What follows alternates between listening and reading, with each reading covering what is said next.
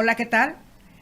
Tere Mancillas con ustedes, hoy en entrevista de Crucial Nueva Época, teniendo dos invitados, como siempre digo, todos los invitados son especiales aquí, pero hoy tenemos a dos oriundos del Valle de Mocorito, como es Neto Padilla, Francisco Rocha, conocido como el Profe Rocha.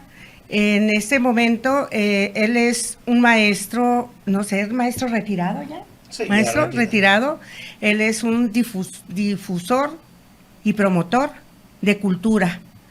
Y Neto Padilla es historiador.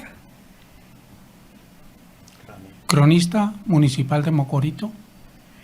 Con ellos dos vamos a tener una entrevista y ellos nos van a hablar de su trayectoria y de lo que están haciendo para fomentar la cultura. Neto Padilla, ¿gusta decirnos un poco de su trayectoria? Pues primeramente darte las gracias, Teresa Mancillas, una magnífica comunicadora, pero mejor amiga.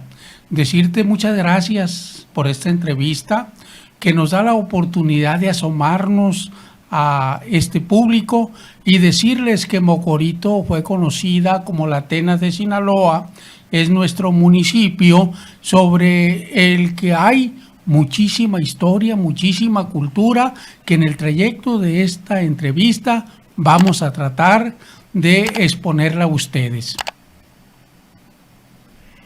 Maestro Rocha. Tere Mancillas, te agradezco mucho que nos dé este espacio para dar a conocer también un poquito de nosotros de manera modesta. Pues gracias, somos los dos originarios de un pueblo del municipio de Mocorito, el Valle, que su nombre oficial es el Valle de Leiva Solana. Ahí nacimos los dos, nos conocimos desde muy jóvenes y desde entonces hemos estado coincidiendo. A los dos nos gusta la cultura, la lectura. Hemos sido los dos autodidactas también y pues siempre hemos coincidido en estos aspectos. Neto, platícanos cómo incursionas, Neto, en el ramo de la cultura, más que todo en la cuestión de ser cronista. ¿Cómo se es cronista? ¿Cómo eliges ser cronista e historiador?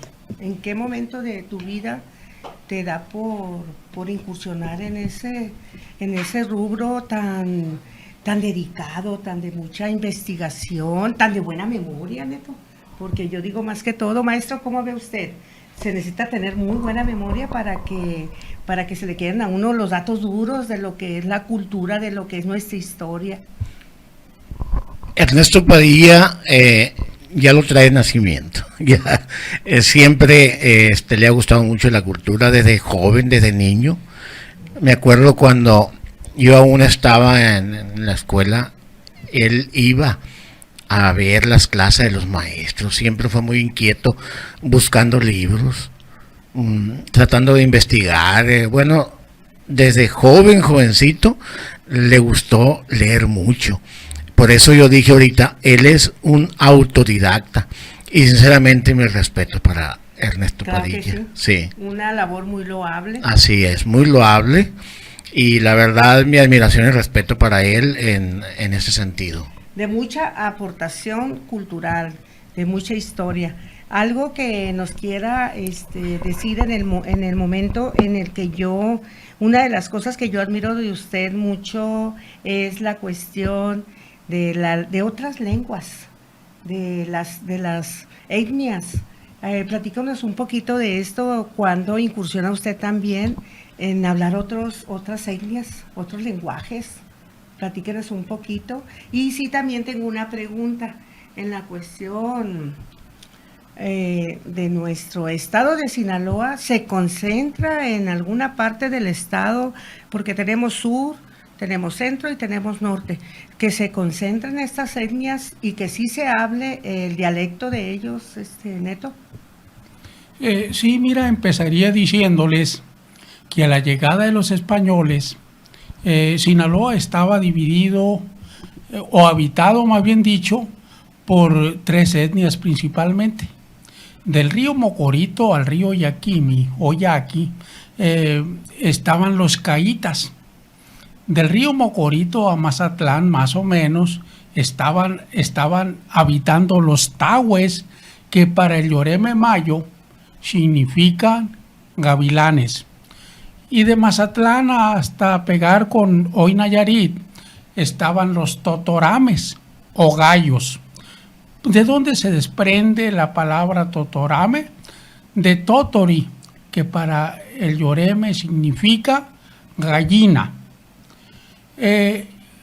Poco a poco la cultura fue avasallada por los españoles y con la conquista caminó también o nos invadió esa cultura europea.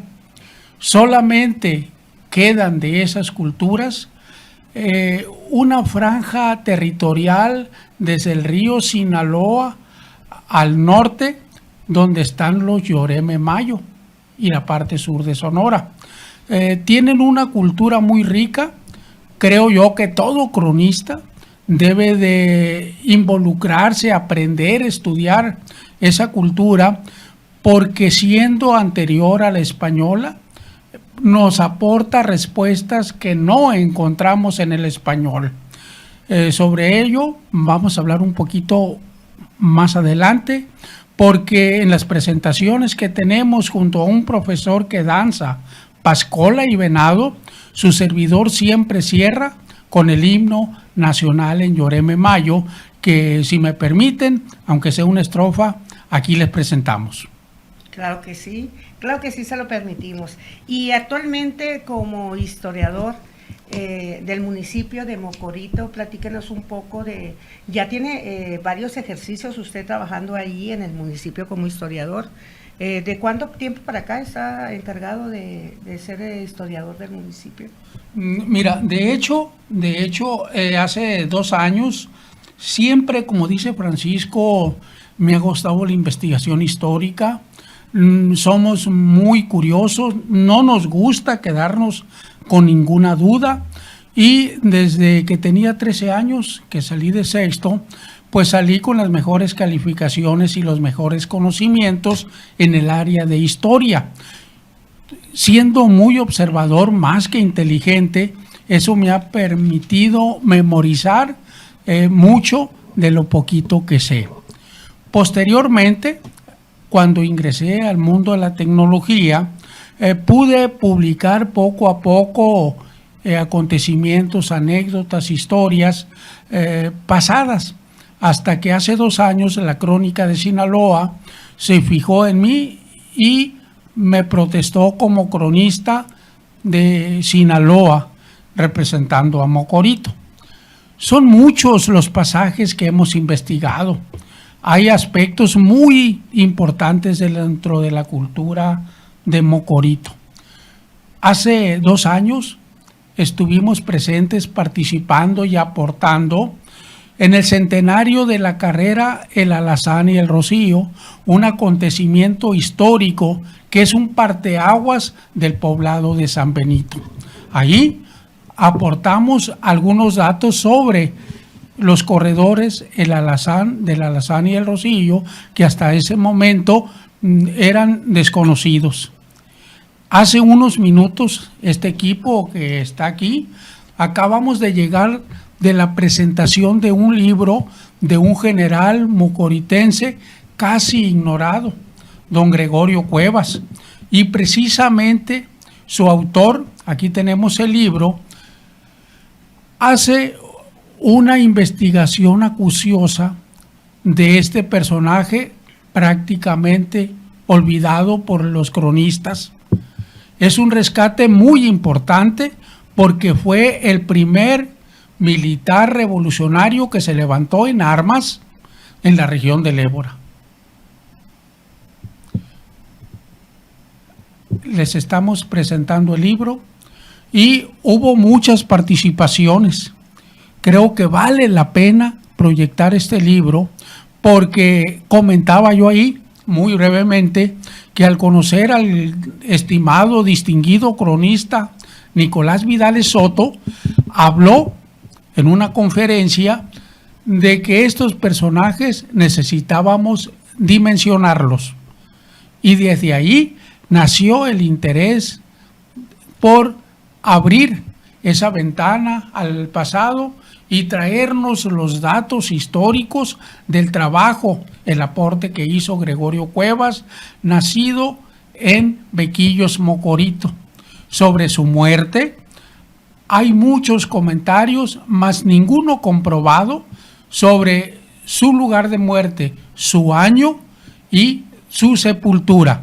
Sin embargo, lo más importante de eso está plasmado en este libro, que logra en parte el rescate de este personaje que nos preocupa, que nos ocupa y que todos los días seguimos investigando su vida y obra. Aparte, ya lo dijo Francisco, venimos de un municipio con mucha historia, que a principios de siglo fue nombrado el Atenas de Sinaloa, con muchas acepciones la palabra Mocorito, pero la más aceptada y con la que nos quedamos es la que da don Eustaquio Buelna, que ahí se mencionó como uno de los 2 gobernadores que ha tenido Mocorito. Don Eustaquio dice que significa en cayita lugar de muertos. Mucu, muerto, hito, lugar de muertos. Qué interesante.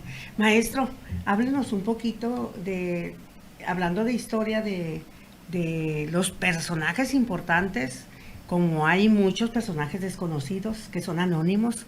Háblenos un poquito de cuáles son los más representativos de Mocorito, que enorgullecen a Sinaloa. Ya no tan solo hay que ser egoístas. Todo Sinaloa. Los personajes de Mocorito, maestro. Bueno, Mocorito se ha distinguido por personajes históricos muy relevantes. Los más conocidos por casi toda la sociedad, o la mayoría de la sociedad, pues tenemos a Rafael Buelna Tenorio, el Granito de Oro, gran revolucionario que desde muy joven inició en esas lides de la Revolución Mexicana. También tenemos a doña Agustina Ramírez. Doña Agustina Ramírez, pues yo creo que esta historia de esta gran mujer radica mucho en la situación de que todos sus hijos los entregó para una causa, ¿no?, que fue la Revolución Mexicana, y precisamente ese es el gran mérito que tiene, aparte de que ella también fue una luchadora y fue una promotora de la causa. Agustina Ramírez era una ferviente y apasionada mujer que amaba la libertad y pues entregó prácticamente, como decíamos en las escuelas, a todos sus hijos a la lucha revolucionaria. Tenemos a otro gran personaje muy importante que también ya lo dijeron ahorita ahí en la presentación de este libro, pues de Eustaquio Buelna, otro gran hombre que tuvo Mocorito. Pues don Eustaquio Buelna fue un intelectual, aparte de un luchador, también fue un intelectual. Él fue fundador del Colegio Rosales, de la universidad. Tenemos una plaza ahí en Mocorito muy visitada, muy conocida, que es la Plaza de los Tres Grandes, y ahí precisamente podemos encontrar las 3 esculturas de estos grandes personajes. Pero fíjese que también Mocorito se ha distinguido por su cultura.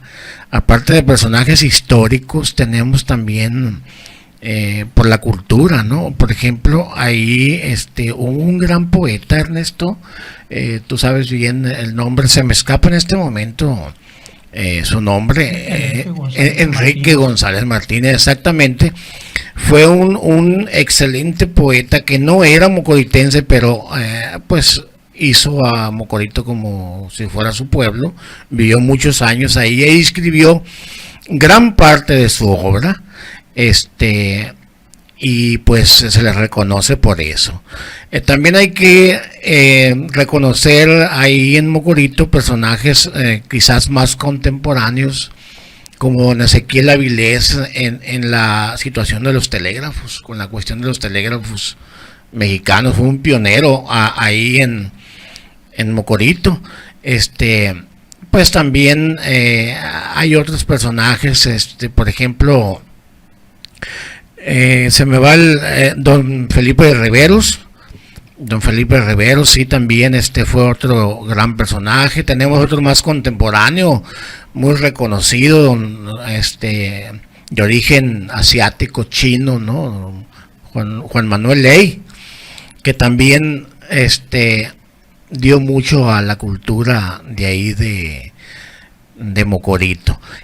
La verdad es que tengo en la memoria tantos personajes.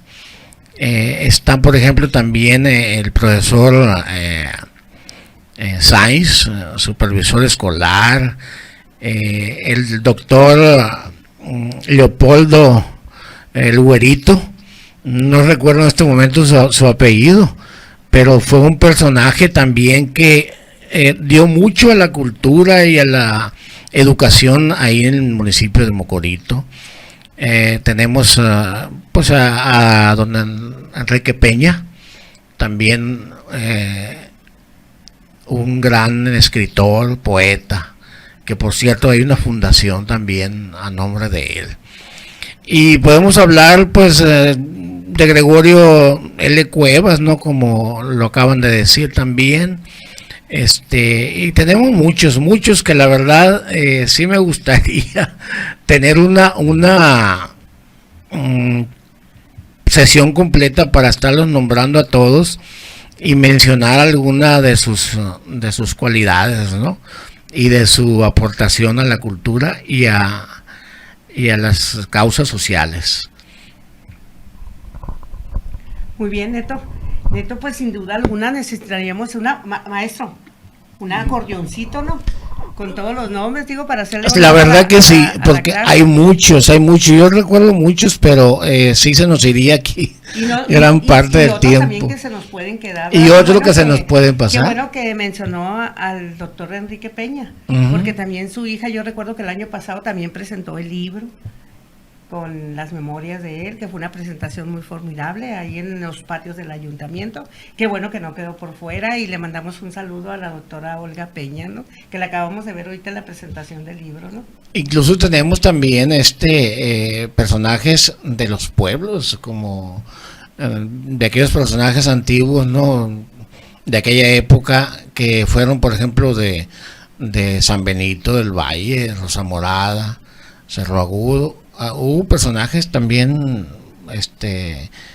que tuvieron mucha participación, la verdad, y sí sería bueno en lo político, en lo cultural. Yo recuerdo que en la presentación del libro del doctor Carlos Caran, Los caballos que corrieron, me tocó ver a señor Galindo, Heriberto Galindo, me tocó ver a don Pepe Quiñones, que fue presidente municipal de Mocorito.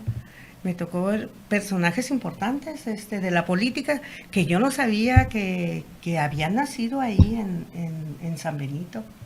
Y pues es un honor saber que es cuna, es un semillero de políticos, artistas, ¿no? La verdad que es un municipio con alto renombre. Hasta donde tengo mi humilde conocimiento, Neto, maestro. Así es. Queda la pregunta mía en la distribución geográfica, en lo que yo le preguntaba a Neto, en dónde la cultura, los dialectos, las tribus, ¿en dónde se concentran o están en todo el estado, maestro? Mira, en la zona, repito, de Sinaloa de Leiva, el río Fuerte y el río Mayo, ha dado un vuelco el nombre de Caíta que no aceptan los indígenas de esa región. Ahí aún conservamos en la mayoría, en un gran porcentaje, la lengua Yoreme Mayo. No quieren, no aceptan, se ofenden si se les nombra Caíta, porque el término Caíta es un término para ellos despectivo. Su significado es no hay, no existe. Sin embargo, para los historiadores, cronistas, escritores, Caíta era una civilización que se ha transformado en el Yoreme Mayo. ¿Qué significa Yoreme Mayo? Yoreme es el que nace y Mayo el que nace a orillas del río, del mar, de un arroyo, el que nace a orillas de... Ahí está representado el Yoreme Mayo. ¿Por qué ese término para ellos despreciativo? Porque según ellos, los españoles al llegar tenían el calificativo de flojos, borrachos, de drogadictos, de improductivos, en una palabra, a los indios, y que por eso decían que no existían, porque no valía la pena la conquista, porque eran muy pobres.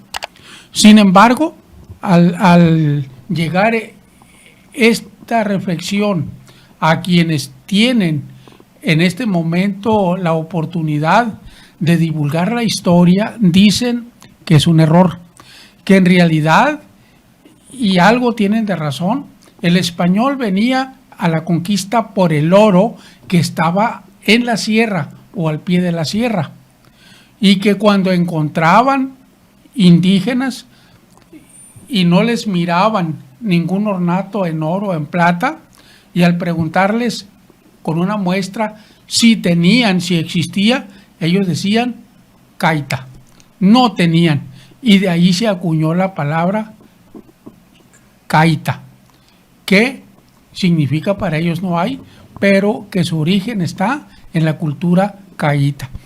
La parte sur, la parte centro, hay otras civilizaciones que no son muy destacadas, los tepehuanes, los acaxes, en fin, pero son civilizaciones que prácticamente han desaparecido. No así los tarahumaras, que sigue en un muy buen número existiendo entre Sinaloa y Chihuahua. Esa es la civilización, aparte de los Yoreme, que aún conserva mucho de su cultura indígena. Esto es más o menos, en la actualidad, la cultura indígena en Sinaloa. Hablando de la cultura indígena, me gustaría que los dos o cualquiera de los dos hablemos un poquito de la Universidad Indígena de Mochicahui. ¿Es para todos? ¿No es para todos? ¿Es únicamente para una etnia indígena? Háblenme un poquito de ellos, porque que yo sepa está pues en Mochicahui, al norte del estado, y es la única que se encuentra para los indígenas.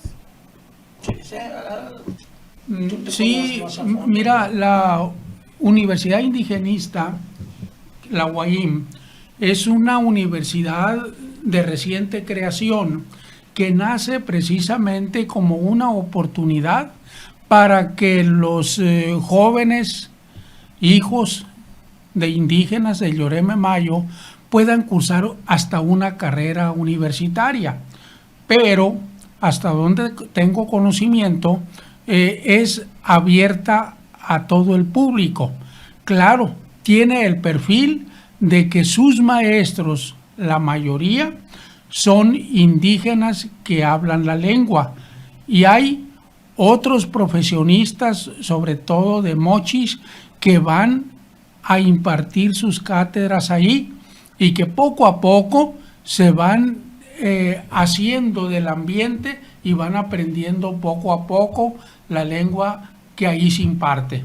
En la actualidad, la lengua esa se está encontrando con la dificultad de que los mismos hijos de los indígenas les da pena o se resisten a hablar la lengua. Por ello, está haciéndose bilingüe la educación de ellos y aparte de enseñarles la lengua, hablan el español como una manera de preservar esa cultura prehispánica. Muy bien. Sí. En el Congreso, ¿quiere aportar algo? Sí. Sí, perfecto. Hace algún tiempo estuve yo en un curso de 6 meses, un diplomado, precisamente nuestro maestro, quien dirigía la clase, era originario de los Mayos Lloremes. Y tuvimos una visita nosotros al centro cuando apenas estaba iniciando. Y fue muy interesante ver todo los fines, el objetivo, las metas que tiene esa escuela. Por ejemplo, el cómo inducir y cómo integrar a las personas, ¿no? A los jóvenes, precisamente más a los de origen indígena o que tengan sangre de indígena, integrarlos a la sociedad. Y precisamente ese era uno de los requisitos, ¿no? El aprender las dos lenguas, que era lo básico que se pedía, ¿no? Que tanto el español como su lenguaje, o cómo le podemos decir, su vocablo, ¿no? Era uno de los requisitos más importantes. Me acuerdo yo que también era muy interesante cómo utilizaban ellos las plantas, hierbas medicinales, incluso hasta rituales que hacían para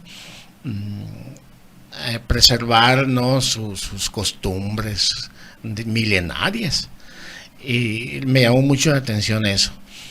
Eso nació precisamente para la integración de los indígenas a la sociedad. Y no únicamente en México, sino aquí en Sinaloa, sino en todo el país. Tenemos, por ejemplo, el CEJUS, ¿no? Que en Surutato también es una escuela que de cierto modo lleva esa misma o una cierta filosofía parecida. Integrar a los jóvenes indígenas también a la sociedad, y han salido incluso ya algunos profesionistas de ahí. Maestro, y como promotor cultural, maestro, las aportaciones y las experiencias que le ha quedado, como promotor cultural, ¿tiene algún taller de lectura, maestro, o lo ha tenido o lo tiene? En este momento se da mucho tener las clases o talleres virtuales. ¿Algo en eso está incursionando usted, maestro Rocha? Sí, mire, tenemos una página oficial de parte de, bueno, más bien ya colaboro yo con ella porque yo escribía un poco cuando trabajé en la Secretaría de Educación Pública. Yo no me metía mucho de lleno a la cuestión de los indígenas, pero sí en ciertas culturas, pues sí, adentrábamos un poco en eso, pero escribí yo un poquito de algunos temas porque nosotros íbamos y los visitábamos. Íbamos a los lugares, ¿no? Trabajos de campo, y dábamos a conocer eso, algunas costumbres, vestuarios, por ejemplo, también, tradiciones, algunos tipos de fiestas. Incluso algunos se dan, y ahí tenemos algunas muy cerca ahí de nuestro pueblo, que es el Magistral Mocorito, donde se presentan danzas, las danzas que son de ese de origen indígena. Tenemos grupos donde estamos divulgando la cultura, donde estamos divulgando los personajes, por ejemplo, está la página de Sinaloa, el grupo Sinaloa también. Yo tengo una página que acabo de formar, se llama Sinaloa, México y su gente, donde ahí damos a conocer todo lo que investigamos y lo divulgamos. Pienso junto con otros compañeros hacer próximamente unas conferencias y unos talleres sobre divulgación cultural de nuestra cultura, y no únicamente de la antigua, sino también de lo que ahorita se hace, pero que tiene orígenes de lo antiguo. O sea, rescatar, por ejemplo, algunas cosas de nuestros orígenes indígenas. El Valle, por ejemplo, tenemos una cultura, podemos decirlo así. Tenemos un pueblo 100% alfarero, y Ernesto sabe más de esto que yo, que sabemos de antemano que la alfarería es una tradición milenaria, es un arte milenario. No viene únicamente de aquí, porque esto también vino desde sus orígenes, vienen desde por allá, la época de los árabes y todo eso. Y se pasó a México. En México también había cierto tipo de alfarería que al fusionarse, está como los alimentos, por ejemplo el chilorio. Los españoles ya traían un tipo de comida, ya traían algún tipo de guiso, pero al fusionarse con el guiso de aquí, del origen mocoritense, forman el chilorio que actualmente tenemos. Igualmente también la alfarería, ¿no? Y los tejidos, y bueno, son muchos ejemplos. Muy bien. Una preocupación o una pregunta directa. ¿Ven ustedes el interés de alumnos, ciudadanos comunes que se estén interesando en la cultura, o la cultura la estamos haciendo como un ladito? Y no me quiero meter en las cuestiones presupuestales, ni en lo político, ni de partido, ni de nada, pero sabemos que le bajaron un montón al presupuesto a lo cultural. Y si ya de por sí no había interés en la cultura, ¿cómo la llevan de su casa a su mesa la cultura? Estamos hablando como instituciones como el ISIC, estamos hablando como universidades que tienen departamentos de cultura. La participación que hay, o es propio de la gente que se preocupa por su pueblo, por el valle en específico, que es lo que estamos hablando ahorita, maestro, sin meternos en cuestiones políticas, únicamente lo que es lo cultural. ¿Está abandonado esto? ¿Sí le están dando participación? ¿Hay apoyo, por lo menos de llevar eventos culturales, ya sea de cine, ya sea de danza, ya sea de música? Dígame, maestro. Mira, Tere, pues no nos vamos a meter en cuestiones políticas, como dices tú, pero por fortuna o por desgracia a veces todo se correlaciona. Mira, sinceramente, desde mi punto de vista, la cultura la han dejado mucho de lado. Fíjate que incluso el presupuesto que se le ha dado a cultura se ha bajado. Ha bajado. No creas que se le ha subido presupuesto a la cultura. Y desgraciadamente la gente, la sociedad, no compra cultura. Y creo que no se ha promovido la cultura como debe de ser, de una manera consciente y a fondo. La cultura no se vende. Desgraciadamente lo que se vende es el morbo.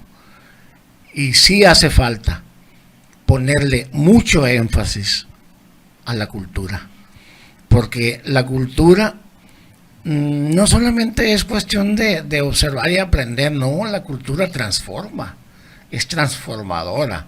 La cultura transforma mentes, la cultura abre el criterio del ser humano. Entonces, no sé qué estará pasando. No quiero meterme más a fondo en cuestión política, ¿no? Porque como dijeron ustedes ahorita, a ver, ¿quién es morenista aquí? No, no, pues nadie. Hay una situación, bueno, yo sí defiendo las cosas buenas, positivas de los gobiernos, pero también critico lo negativo. Los gobiernos no le han dado el énfasis que debe de ser, ni presupuestalmente, ni propagandísticamente, no le han dado esa difusión a la cultura que merece. Y la verdad no nada más lo digo yo, sino al que le preguntes se va a quejar de esto. En México nos hace falta mucha más cultura, en todos los sentidos. Y no únicamente conocer tradiciones, conocer de orígenes, de vestuario, gastronomía, no, sino cultura en general. Y mira que la familia Ríos, que los conozco como pintores y escultores, son de Mocorito. La familia Ríos, su hermana, su familia, ya lo traen en la sangre. Sí hay pintores, escultores, escritores, hay artistas, pues como también tenemos, por qué no decirlo, a los Tigres del Norte, que son representativos mundialmente de Sinaloa. No metiéndonos en apologías ni nada de eso, pero son un orgullo sinaloense y por qué no decirlo, de Mocorito. En el caso, yo voy a hacer una pregunta más para los dos. En la anterior legislatura hubo un diputado local que venía por parte de los indígenas. ¿Qué se logró? ¿Hizo algo por la cultura indígena o hasta donde ustedes tienen su conocimiento? Porque en esta legislatura yo no sé que haya una persona que venga a rescatar lo indígena o que haya repetido ser diputado local. Hasta ahí, ¿qué me puede aportar ahí? En el Congreso del Estado hubo, no pasó como por su casa, no hizo nada o sí se logró algo, por lo menos alguna iniciativa. Neto. Sí, mira, los órganos de gobierno legislativos, como son las cámaras en México, el Congreso del Estado y los cabildos municipales, se da el trabajo, más no el resultado, en comisiones de 3 y 4 por cada comisión.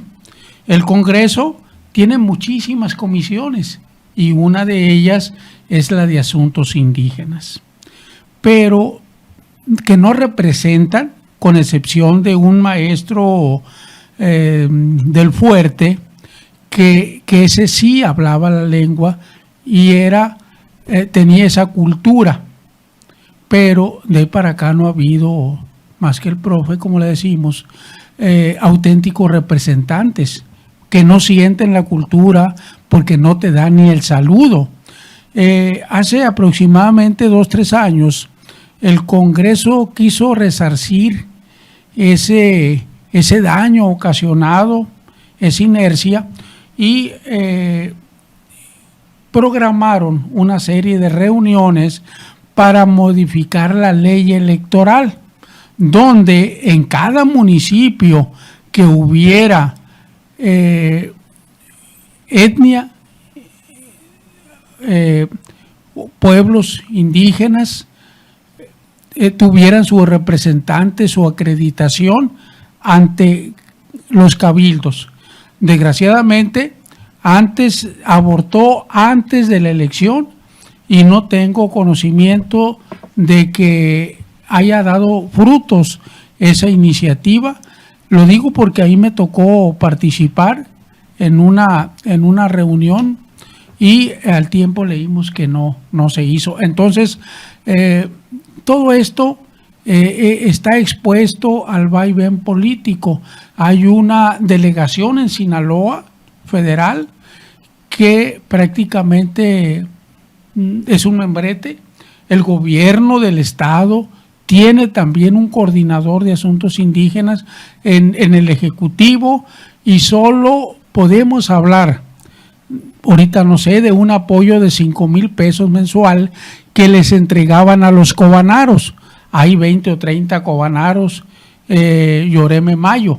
El cobanaro representa a la autoridad, pero no una autoridad como las que conocemos, sino autoridades tradicionales cuyo trabajo consiste en velar y fomentar la cultura Yoreme Mayo. Esa es la función del cobanaro o gobernador tradicional indígena. En esos aspectos que preguntas, pues es muy poco lo que hay que señalar, desgraciadamente. Pues muy bien. Queremos enfatizar que los tres tuvimos una pequeña reunión previa a la presentación del libro que tenemos aquí, que ya habló un poquito de él. Es un pensamiento al rescate a las tradiciones, a las etnias, a la cultura, a lo artesanal. Este es el motivo por el cual estamos reunidos aquí los tres, porque tenemos un interés de que se siga fomentando y de hacer un llamado a las autoridades competentes en la cuestión cultural, que asómense un poquito a los pueblos que están más alejados. No hay que dejar las etnias, la cultura, por lo menos, nada más yo recuerdo, desde que tengo uso de razón, la danza del venado es lo único que yo sé de cuestiones culturales, de tribus y todo eso, y es un ícono cultural. De hecho, yo creo que han de pensar que nada más eso tenemos. Pues bien, como dice Rubén Darío, yo necesito decirles que los quiero, pero nos tenemos que despedir, no sin antes, como usted prometió, que cada cierre de una entrevista o de alguna cuestión cultural, usted canta una canción, pero hoy yo no le voy a pedir una canción, que nos despidamos con el himno nacional en Yoreme. ¿Le parece? Perfecto. Y sería a capela, compañeros, porque pues no veníamos preparados para haber traído una guitarra, el sombrero y su vestimenta, pero en una próxima, claro que sí, ahí no nos vamos a recordar un programa que había antes, pero aún hay más. Esto no queda aquí. Maestro, adelante. Sí, brevemente, hace rato platicaba con un muchacho y le decía que desgraciadamente la lengua indígena tiende a desaparecer como toda su cultura, pero que no es tan difícil como mucha gente se lo plantea. Es un reto, como todo, aprender canciones, aprender himnos en náhuatl, aprender en Yoreme Mayo, son retos. Muchas veces una sola canción o un himno nos puede llevar hasta 8 o 10 días de intenso estudio. Le decía, por ejemplo, la palabra segua, flor. Si ya dominamos la palabra flor, vamos sobre los colores. Siali, verde. Sikiri o sikili, rojo. Tosali, blanco. Pero como ellos escriben los Yoreme Mayo y pronuncian como el inglés, pues no vamos a esperar que digan Seguatosali o Seguasiali, porque primero es el sustantivo y después el calificativo. ¿Cómo lo pronuncian? Tosali, Segua, Tosali, Siali, Tosali, Sikiri. Creo que se escucha hasta mejor, pero ese es un ejemplo de que no es tan difícil estudiar esas lenguas. Miren, es importante porque culturalmente un servidor y un maestro que baila pascola y venado, brevemente, ¿qué significa, qué representa la danza del venado? Si usted ve una danza del venado, observe los 3 pasos que sigue esa danza. Primero, el marichi o venado, el venado que en esa lengua se dice mazo, venado, es un marichito, es un venadito. Si queremos reducir el venado, le vamos a anteponer ilimazo, venado, iliciari, verdecito, o sea, lo reducimos. Y el venado nos enseña, nos muestra 3 pasos. Cuando recién inicia la danza, es un venado jovencito que es muy curioso, va oliendo los pies, va asomándose, va conociendo el mundo y es un venadito nervioso. En la siguiente etapa es un venado joven, vigoroso, de saltos, de alegría, vigoroso. Pero llega a la última etapa, representa las 3 etapas de la vida y llega a venado viejo, cansado y al último muere. Esas son las 3 etapas. ¿Por qué el pascola, el que baila sones, siempre baila con la cabeza hacia abajo viendo el suelo y no baila en piso ni con guaraches, zapatos ni tenis? Porque siempre está ofrendando a través de su movimiento alabanzas a Dios, al Huyaania, al río, al campo, etc. Entonces es importante que todos nos asomemos a esa cultura, porque ahí encontramos muchas respuestas como cronistas que en el español no encontramos, porque es un idioma anterior al español. Al menos vamos a entonar un pedacito del himno nacional.